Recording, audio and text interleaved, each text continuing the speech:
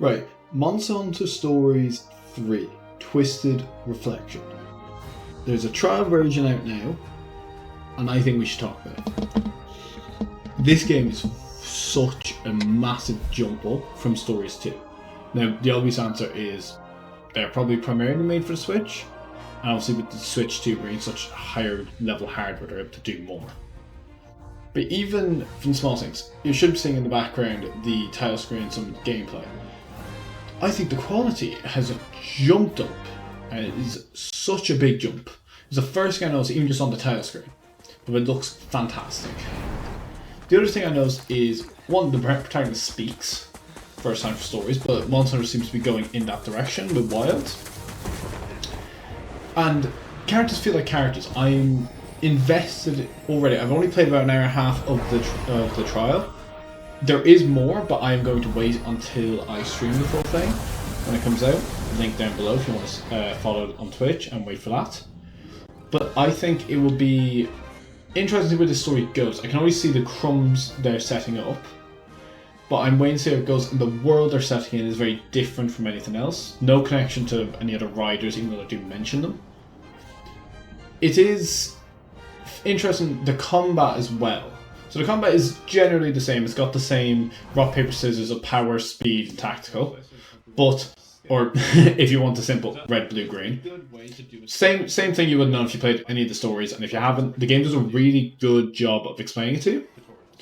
The biggest addition into combat I notice is stamina, which I don't recall being a thing. I remember there being points that you would use, or like level, a sort of stamina, but not literally stamina.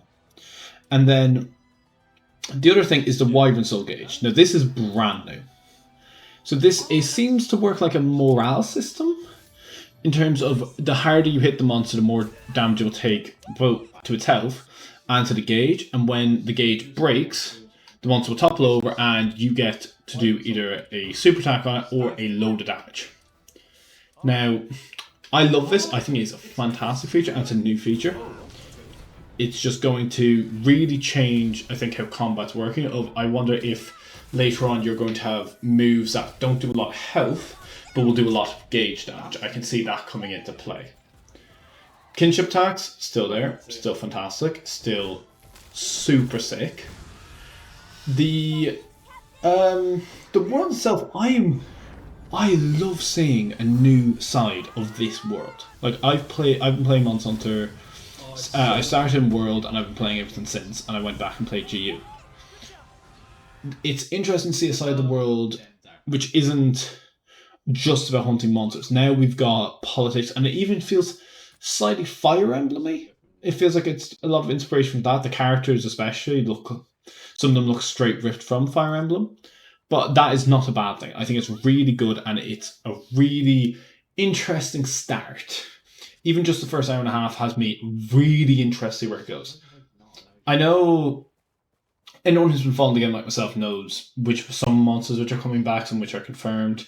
The trailer, if you've watched any trailer, I think it kind of, not spoils, but kind of, there's a bit where a character does something within the first hour and a half where the trailers kind of give away the fact it will fail. If you've done if you played the trial version, you know exactly what I'm talking about. I encourage anyone to try it. It's free if you have a PC.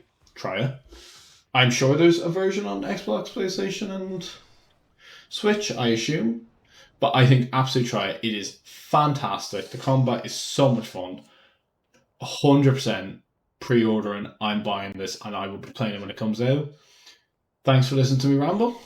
Follow down below if you want to watch me play it through it live when it comes out. And I'll see you in the next one.